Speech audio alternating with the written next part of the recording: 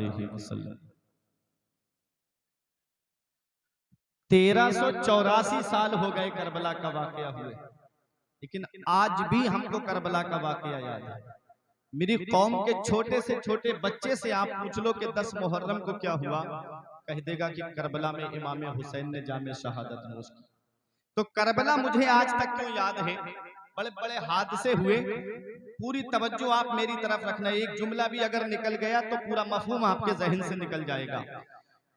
बड़े बड़े हादसे हुए। गरनाता स्पेन का नाम आपने सुना?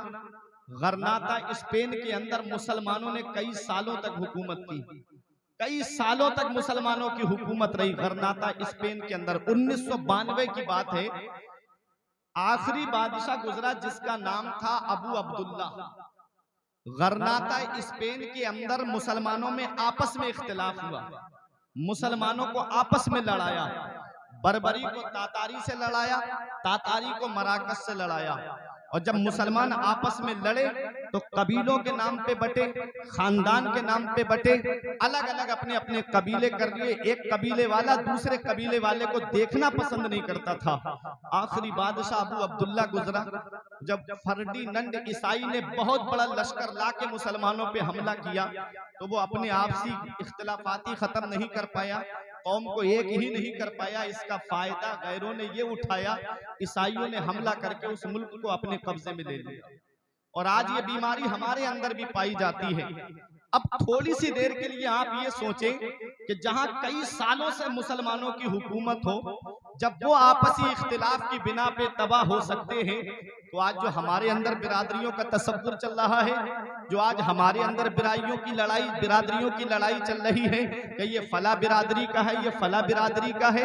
अगर मैं आपसे एक सवाल कर लूं, आप बगले झांकने लगेंगे कि कौन सी बिरादरी। ख्वाजा गरीब नवाज ने 1 करोड़ के करीब मुसलमानों को मुसलमान किया, गैर मुस्लिमों को। उनकी 10 करोड़ औलाद हिंदुस्तान के अंदर है। बताओ वो कौन सी बिरादरी के थे?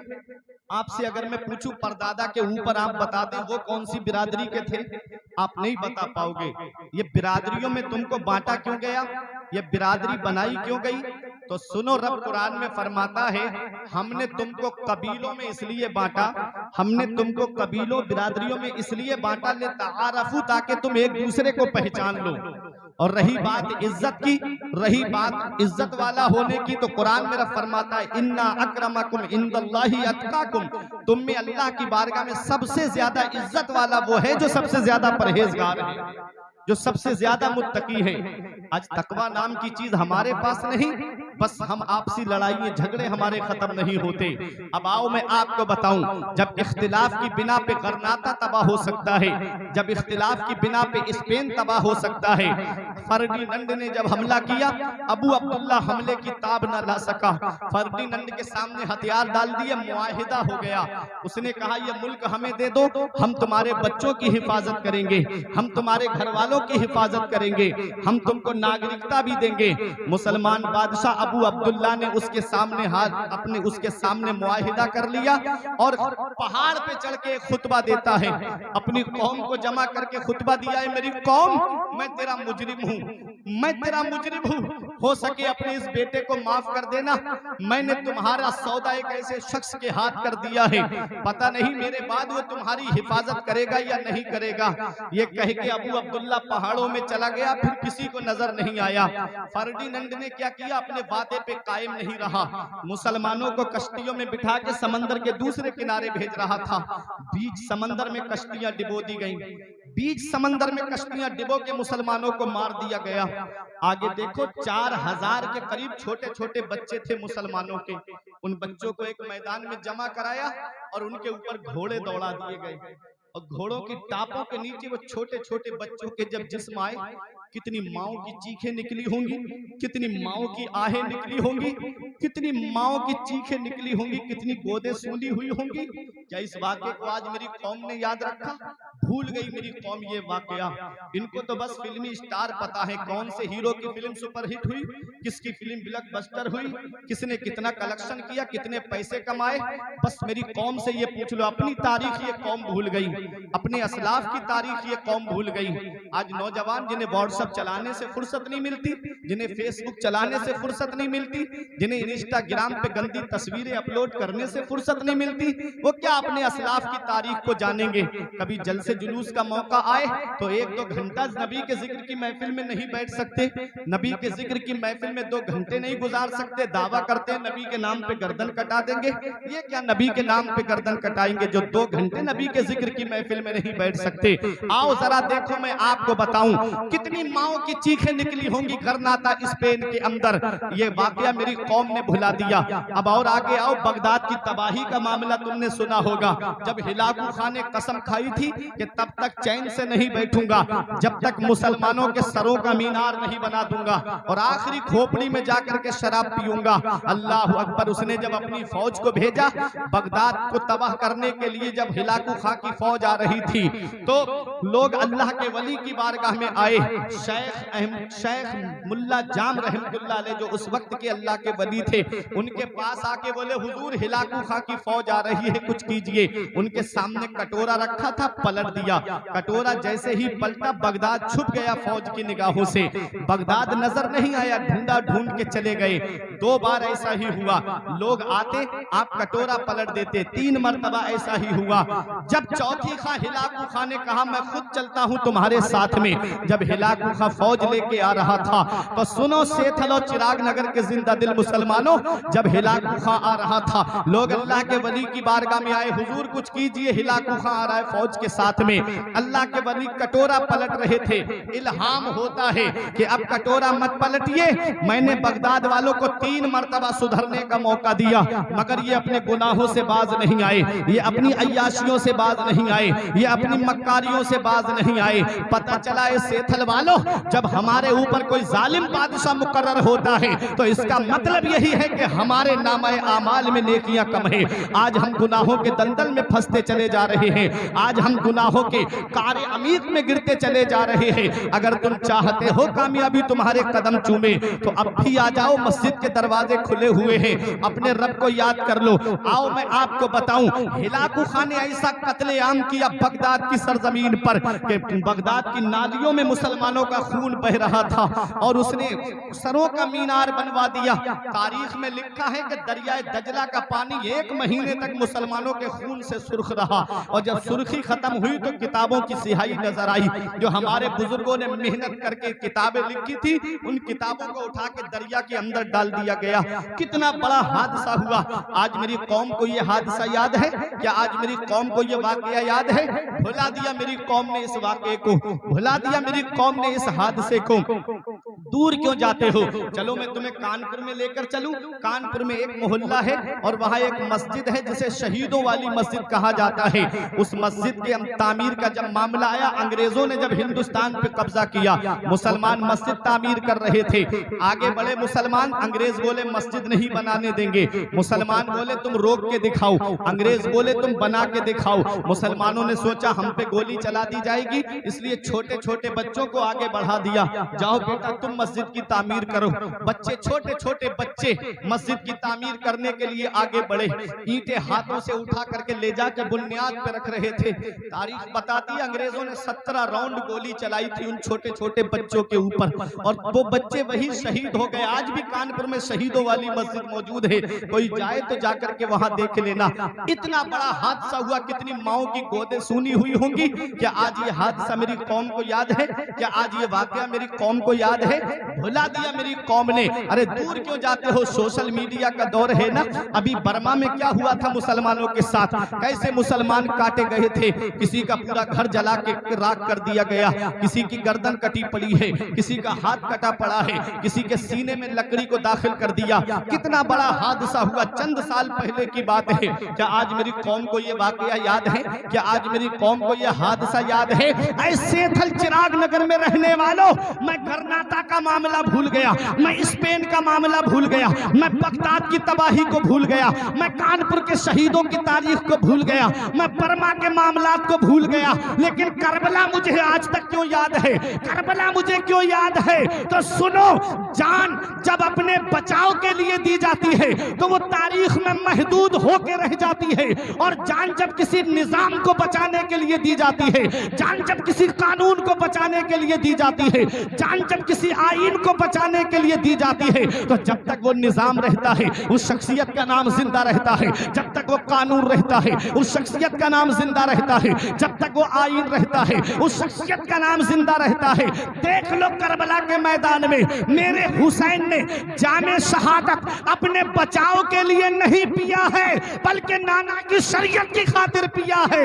जब तक शरीयत रहेगी हुसैन का नाम जिंदा रहेगा, जब तक कुरान पढ़ा जाता रहेगा हुसैन का नाम जिंदा रहेगा, जब तक मस्जिद से अजान की आवाज आती रहेगी हुसैन का नाम लिया जाता रहेगा, जब तक मिंबर से खुतबे दिए जाते रहेंगे हुसैन को याद किया जाता रहेगा, जब तक कुरान की तिलावत होगी हुसैन को याद किया जाता रहेगा, जब तक नमाजें पढ़ी जाएंगी अल्लाहुम्मा सल्ले अला मुहम्मद व अला आले मुहम्मद के जरिए मेरे हुसैन को याद किया जाता रहेगा। अरे कौन हुसैन है? हुसैन के नाम में 4 हर्फ हैं, हा, सीन, या, नून, और चारों हर्फ अलग अलग पैगाम दे रहे हैं।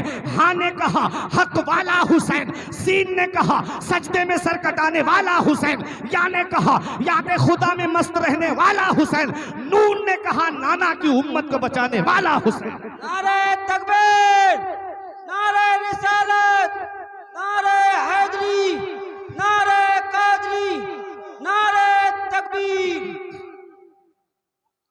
हम जिए कैसे उस इंसान के जीने की तरह, हम जिए कैसे उस इंसान के जीने की तरह, खून भी अपना नहीं जिसके पसीने की तरह। जब से देखा है किताबों में हुसैनो मिन्नी तो करबला भी मुझे लगता है मदीने की तरह। जब से देखा है किताबों में हुसैनो मिन्नी तो करबला भी मुझे लगता है मदीने की तरह। आओ मैं आपको बताऊं, मेरे नबी करीम सल्लल्लाहु ताला अलैहि वसल्लम ने इस इस्लाम को हम तक पहुंचाने के लिए कितनी परेशानियों का सामना किया है, कितनी मुसीबतों का सामना किया है। अगर तारीख के वो औराक आपके सामने रख दिए जाएं तो आपकी आंखों में आंसू आ जाएंगे। मेरे आका तबलीग इस्लाम करने के लिए अपने हुजरे से बाहर निकलने का इरादा करते हैं। जैसे ही दरवाजे पर आए तो देखा कि मेरे नबी के रास्ते में कांटे डाल दिए गए हैं, और ऐसे ऐसे नुकीले कांटे कि अगर पैर में लग जाए तो खाल तोड़ करके ऊपर निकल आए। मदीने वाले मुस्तफा ने कांटों को देखा, ये नहीं फरमाया मेरे नबी वापस नहीं गए, ये नहीं कहा लोगों मैं तुम्हें जहन्नम से बचा रहा हूं और तुम मेरे रास्ते में कांटे डाल रहे हो, मुझे क्या पड़ी है, तुम जहन्नम में जाना चाहते हो तो जाओ, मैं अपने हुजरे में आराम से बैठूंगा। ये नहीं किया मेरे नबी ने। मेरे नबी ने फरमाया मक्के वालों तुम मेरे रास्ते में चाहे जितने भी कांटे डालो मैं तुम्हारे रास्ते में फूल बिछाता रहूंगा। ये मेरे आका हुजूर सल्लल्लाहु अलैहि वसल्लम जब तबलीग करने के लिए बाहर निकले तो कोई सीटी बजा रहा था, कोई तालियां बजा रहा था, कोई मेरे नबी को गालियां दे रहा था, कोई मेरे नबी का मजाक उड़ा रहा था। एक जालिम ने ऐसा पत्थर निशाना बांध करके मेरे नबी के ऊपर चलाया कि मेरे आका की पेशानी में आकर के लगा। कौन सी पेशानी? वो पेशानी जिसके बारे में मेरे इमाम ने कहा जिसके माथे शफाअत का सेहरा रहा, जिसके माथे शफाअत का सेहरा रहा, उस जबीने सआदत पे लाखों सलाम। मेरे नबी की मुकद्दस पेशानी पे वो पत्थर आकर के लगा, खून छलकने लगा। मेरे आका वापस तशरीफ ले गए। हजरत फातिमा ज़हरा ने देखा, हजरत फातिमा तड़प गई। मेरे आका हुजूर सल्लल्लाहु अलैहि वसल्लम की पेशानी पे खून के असरात देख करके हजरत फातिमा तड़प गई, और शहजादियों ने हजरत फातिमा की आवाज सुनी। हुजरे से बाहर आकर के देखा नबी की पेशानी पे खून है। बेटियों की आवाज सुन के हजरत खदीजतुल कुबरा आई और आकर के नबी को देखा। हजरत खदीजतुल कुबरा पानी लाई और कपड़ा भिगो करके नबी की पेशानी से खून को साफ किया।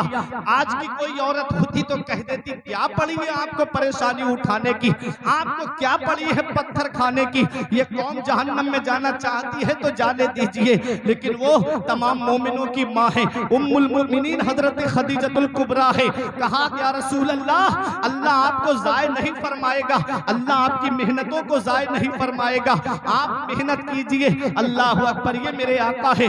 मेरे आका से पूछा या रसूल अल्लाह आपकी जिंदगी का सबसे ज्यादा कठिन दिन कौन सा है? तो मेरे नबी ने फरमाया मैं ताइफ का मैदान आज तक नहीं भूलता। वो ताइफ का मैदान जब मेरे नबी तबलीग के लिए तशरीफ ले गए तो अबू जहल ने पहले जाकर के वहां पर बच्चों को चढ़ा दिया, नौजवान शरीर लड़कों को। वो मेरे नबी के ऊपर पत्थरों की बारिश कर रहे थे। तारीख बताती है मेरे नबी के पाए मुबारक पे एक पैर पे पत्थर लगता, आका उस पैर को ऊपर उठा लेते, तब दूसरे पैर पे आकर के पत्थर लगता। आपकी नालैन मुबारक खून से भर गई थी। इतना जुल्म किया गया मेरे नबी पर। मेरे नबी एक बाग बराबर में था, उसके अंदर चले गए। मदीने वाले मुस्तफा सल्लल्लाहु अलैहि वसल्लम के पास में हवा के फरिश्ते ने कहा आका इजाजत दे दो, इन ताइफ वालों को यही पहाड़ से टकरा के मार दूं। पानी के फरिश्ते ने कहा आका इजाजत दे दो, इतनी बारिश इन पे बरसाऊंगा यही डूब के मर जाएंगे। एक फरिश्ते ने कहा आका ये ताइफ की बस्ती दो पहाड़ों के बीच में है, इजाजत दे दो पहाड़ मिला दूंगा, ये यही पिस करके मर जाएंगे।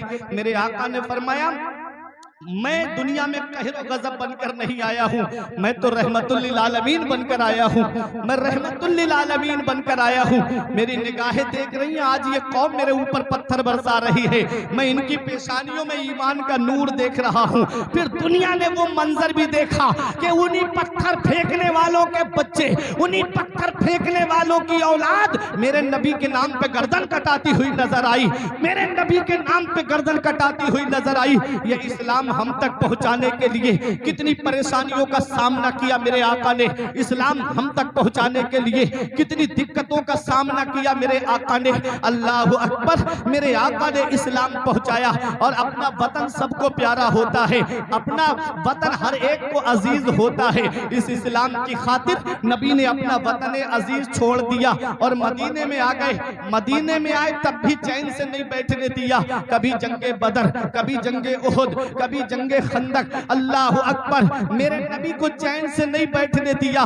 कितना जुल्म किया गया मेरे नबी पर। अल्लाह अकबर, जब लोगों ने देखा कि हुजूर ने इस्लाम हम तक पहुंचाया है, हम इसका बदला कैसे चुकाएं, हम इसका बदला कैसे दे, तो कुरान मेरा फरमाता है कुल हे महबूब अपने इन उम्मतियों से कह दो ला अस्अलुकुम अलैहि अजरा, मैं तुमसे कोई उजरत नहीं मांगता, मैं तुमसे कोई बदला नहीं मांगता, मैं तुमसे कोई कीमत नहीं मांगता। मैंने जो इस्लाम तुम तक पहुंचाया है, इतनी परेशानियों का मैंने सामना किया, मुझे उसका बदला नहीं चाहिए। मैंने पत्थर खाए, मुझे उसका बदला नहीं चाहिए। लोगों के तानो तशनी के जहर आलू तीर मेरी तरफ आए, मुझे उसका बदला नहीं चाहिए। रब ने कुरान में फरमाया महबूब अपने इन उम्मतियों से कह दो ला अस्अलुकुम अलैहि अजरा, मैं तुमसे कोई उजरत नहीं मांगता, मैं तुमसे कोई कीमत नहीं मांगता, मैं तुमसे कोई बदला नहीं मांगता, इल्ला मगर ये इल्ला बता रहा है कि हुजूर हमसे कुछ चाह रहे हैं, ये इल्ला का तसव्वुर बता रहा है कि हुजूर हमसे कुछ चाह रहे हैं। अल्लाह अकबर, हुजूर हमसे क्या चाह रहे हैं? तो कुरान मेरा फरमाता है इल्लल मवद्दता फिल कुर्बा, ए महबूब अपने इन उम्मतियों से कह दो कि मैं तुमसे कोई किसी चीज का की उजरत नहीं मांगता। अगर तुम मुझे कुछ देना चाहते हो तो मेरे अहले बैत से मोहब्बत करो, मेरे घर वालों से मोहब्बत करो, मेरे अहले बैत से प्यार करो, मेरे अहले बैत से अकीदत रखो। मेरा इमाम कहता है क्या बात रजा उस चमनिस्ताने करम की, जहरा है कली जिसमें हुसैन और हसन फूल। अल्लाह अकबर, नबी करीम सल्लल्लाहु अलैहि वसल्लम अपने कराबतदारों की मोहब्बत हमसे मांग रहे हैं। मेरे प्यारे मुसलमानों, हजरत अब्दुल्ला इब्ने अब्बास ने अर्ज किया या रसूल अल्लाह, इस आयत करीमा में अल्लाह ने हमें ऑर्डर दिया है, इस आयत में अल्लाह ने हमें हुक्म दिया है कि हम आपके घर वालों से मोहब्बत करें। आका वो आपके घर वाले कौन है? नबी ने फरमाया वो अली है, नबी ने फरमाया वो फातिमा है, नबी ने फरमाया हसन है, नबी ने फरमाया हुसैन है। ऐसे तो अहले बैत में अज़वाजे मुतहरात भी शामिल, अहले बैत भी शामिल। मेरे आका हुजूर सल्लल्लाहु अलैहि वसल्लम, आज आदमी तकरीरें सुनते हुए ख्याल नहीं करता कि नेट पे ऐसी ऐसी तकरीरें चल रही हैं, एक लम्हे में ईमान चला जाएगा आदमी का। बोले अहले बैत घर वाले हैं, सहाबा दर वाले हैं, ये बातें भी बताई जा रही हैं। अहले बैत घर वाले हैं और सहाबा दर वाले हैं, इस लफ्ज से कहीं ना कहीं सहाबा की शान में गुस्ताखी का पहलू निकलता है। हर एक की तकरीर नेट पे सुन करके ये मत समझ लो कि ये वफादार अहले बैत है। इतना याद रखना, रहबर के भेष में रहजन भी फिर रहे हैं, ईमान के लुटेरे बैठे हुए। मैं अभी दौरान तकरीर आपको बताऊंगा। आओ जरा देखो अहले बैत में कौन आते हैं, ठीक है। अब मेरे आका हुजूर सल्लल्लाहु अलैहि वसल्लम की एक हदीस पाक सुनो। तिरमिजी शरीफ जिल्दे सानी बाबो मनाकिब अहले बैत सफा नंबर 422। अन अम्र इब्ने अबी सलमा काल लम्मा नज़लत हाज़िहिल आया इन्नमा युरीदुल्लाहु लियुज़हिबा अन्कुम रिजसा अहलल बैत व युताहिरकुम तत्हीरा फी बैति उम्मे सलमा फदअन नबी फातिमा व हसनन व हुसैना फजल्ललहुम बिकिसा व अलीयुन खल्फा ज़हरिही फजल्ललहु बिकिसा सुम्मा काल अल्लाहुम्मा हाउलाए अहलु बैति फज़हिब अन्हुम रिजसा व ताहिरहुम तत्हीरा। हजरत अम्र इब्ने अबी सलमा बयान करते हैं कि जब ये आयत करीमा हजरत उम्मे सलमा के घर में नाजिल हुई, फदान नबी फातिमा व हसन व हुसैना, कि मेरे आका ने हजरत फातिमा को बुलाया, इमाम हसन इमाम हुसैन को बुलाया और अपनी नूरानी चादर के नीचे छुपा लिया। व अलीउन खल्फा ज़हरिही, और मौला अली मेरे नबी की पुश्ते अनवर के पीछे खड़े थे, उनको सामने किया। फजल्ललहु बिकिसा, और उनको भी चादर के नीचे ले लिया। अब कितने तन चादर के नीचे आ गए? 4 तन चादर के नीचे आ गए। अली शेरे खुदा, फातिमा ज़हरा, इमाम हसन, इमाम हुसैन। नबी ने अपना सरे मुबारक भी अंदर कर लिया।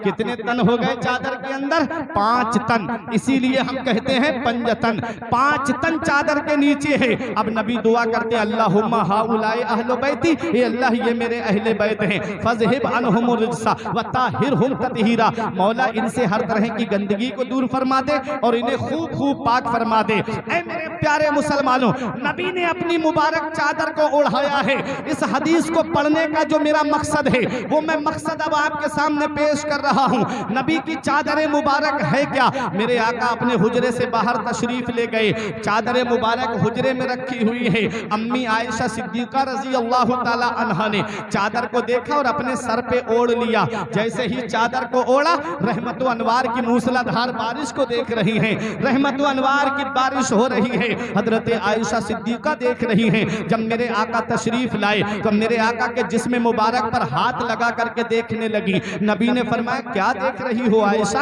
अर्ज किया या रसूल अल्लाह, इतनी तेज बारिश हो रही है, मूसलाधार बारिश हो रही है और आपका लिबास भीगा हुआ नहीं है, आपके जिस्म पे पानी के असरात नहीं है, आपके जिस्म पे पानी का असर जाहिर नहीं हो रहा है। या रसूल अल्लाह, मामला समझ में नहीं आता। नबी ने फरमाया बारिश कहाँ हो रही है? अर्ज किया या रसूल अल्लाह, मैं बारिश देख रही हूँ। नबी ने मुस्कुरा के फरमाया आयशा, तुमने ओढ़ा क्या है? अर्ज किया या रसूल अल्लाह, आपकी चादर मुबारक हुजरे में रखी थी, उस चादर को मैंने ओढ़ लिया है। नबी ने चादर को हटाया, फरमाया अब देखो, जब चादर का हटना था अब बारिश नजर नहीं आ रही है, अब बारिश के असरात जाहिर नहीं हो रहे हैं। हजरत आयशा सिद्दीका समझ गई कि नबी की चादर मुबारक का ये कमाल है।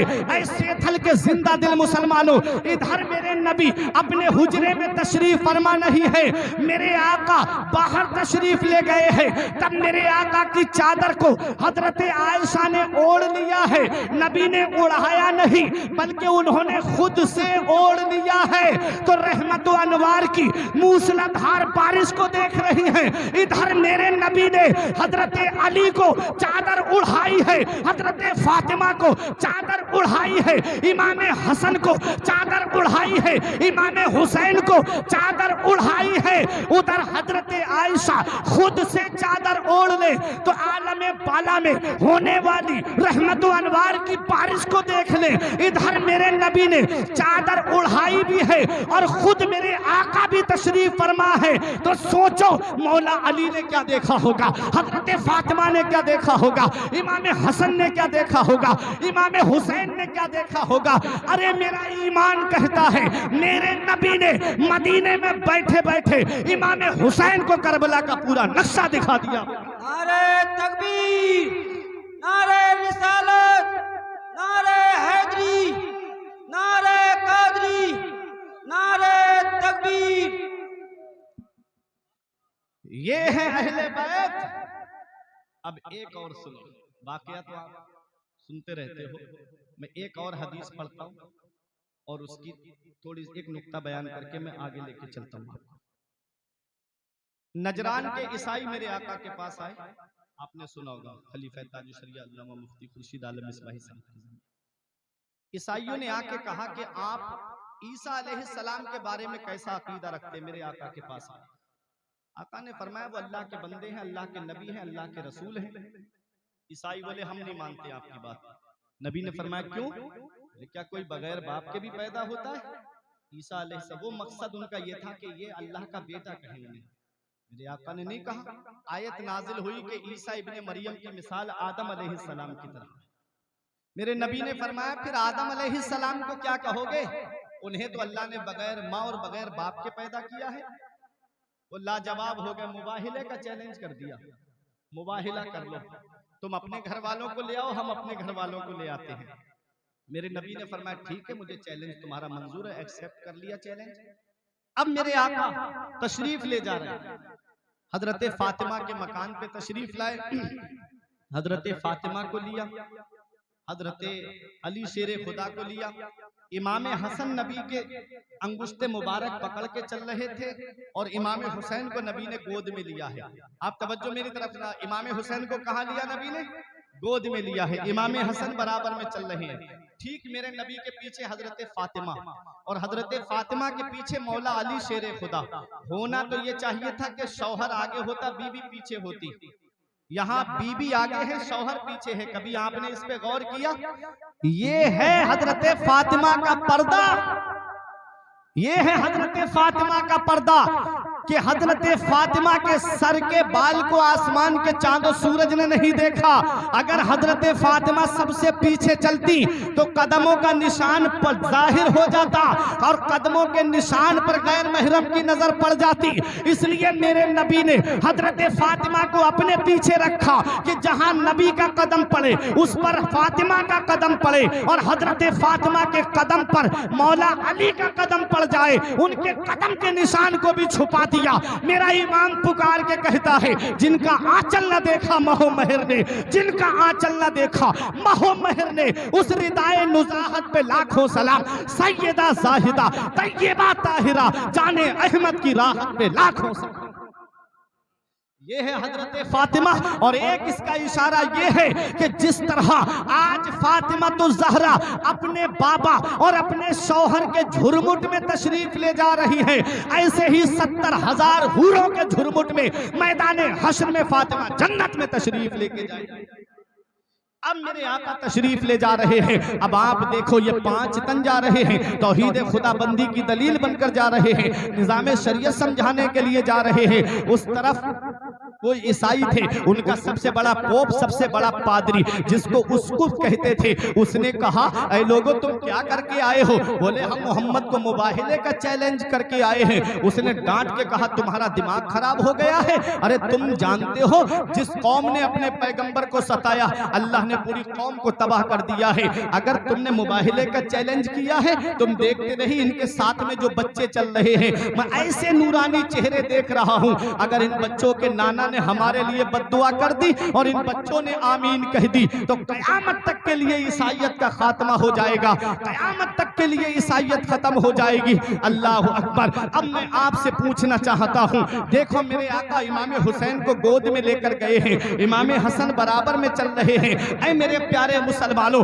देखो इमाम हसन कभी सामने चलते, कभी नाना के पीछे आ जाते, कभी नाना के दाहिनी जानिब आ जाते, कभी दिखते कभी छुप जाते, कभी दिखते कभी छुप जाते जब चल रहे थे। अब मेरे आका हुजूर सल्लल्लाहु अलैहि वसल्लम की ये तमन्ना थी कि अल्लाह मैं तेरी राह में शहीद किया जाऊं। ये मेरे आका की तमन्ना थी। परवरदिगार आलम ने अपने महबूब की ये तमन्ना नवासों के जरिए पूरी फरमा दी।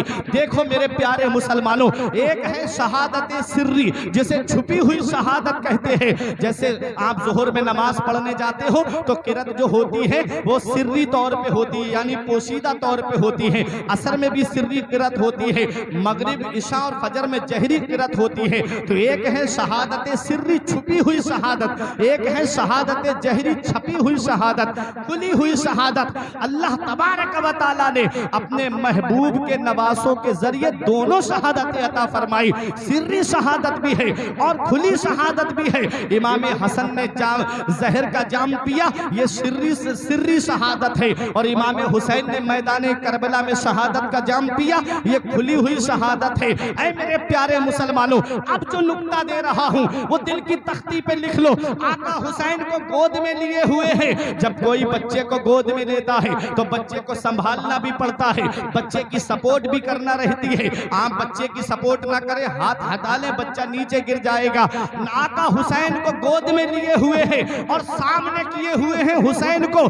सामने दुश्मन है, कोई दावत में नहीं गए मेरे आका, बल्कि दुश्मन के मुकाबले के लिए गए हैं और हुसैन को नबी ने सामने रखा है। नबी बचपन से हुसैन को दिखा रहे हैं, ऐ मेरे बेटे हुसैन, जैसे तेरा नाना आज बचपन में तुझे संभाले है, ऐसे ही तेरा नाना तुझे करबला के मैदान में भी संभाले।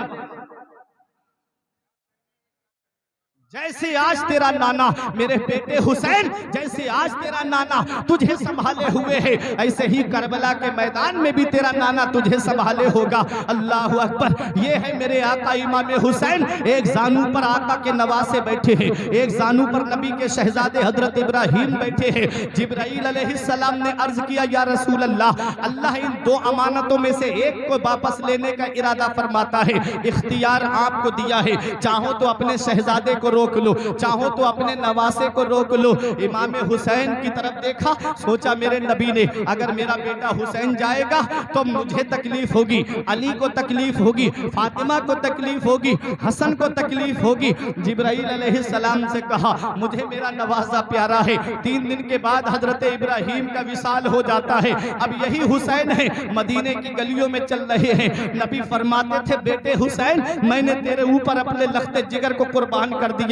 यही मेरे आका हुसैन है। जब जब मदीने की गलियों में चलते, अबू बकर सिद्दीक ने कहा, हुसैन, नबी ने अपना बेटा देके तुझे बचाया है। उमर फारूक आजम ने कहा, हुसैन, नबी ने अपना लख्ते जिगर देके तुझे बचाया है।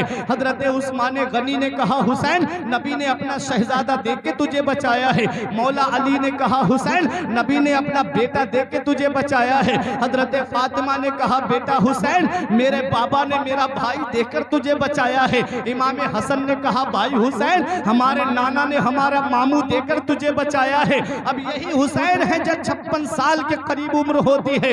इमाम हुसैन रजी अल्लाह ताला अन्हु के पास में जब रात में गवर्नर हाउस से बुलावा आता है, अल्लाह अकबर, सन हिजरी 60 जो आती है, जिसके बारे में मेरे आका दुआ करते थे, अल्लाह, मैं सन हिजरी 60 से तेरी पनाह मांगता हूँ। मैं नौजवान की हुकूमत